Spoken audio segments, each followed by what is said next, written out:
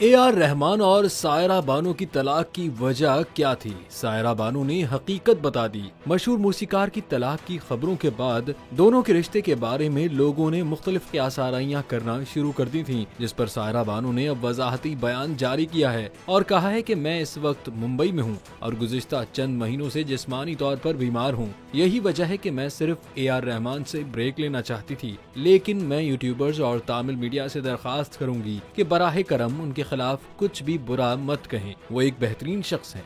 सायरा ने bassist Mohini day के साथ अपनी तलाक के ताल्लुक की अफवाहों पर भी रद्द-ए-अमल देते हुए कहा कि वो किसी से मुंसलिक नहीं है। उनका कहना है कि मैं अपनी जिंदगी के साथ उन पर भरोसा करती हूँ, मैं उनसे बहुत प्यार करती हूँ और उतना ही वो मुझसे भी करते हैं। इसलिए मैं आपसे दरख्वास्त करती हूँ कि उनके खिलाफ तमाम झूठे इल्जामात बंद करें।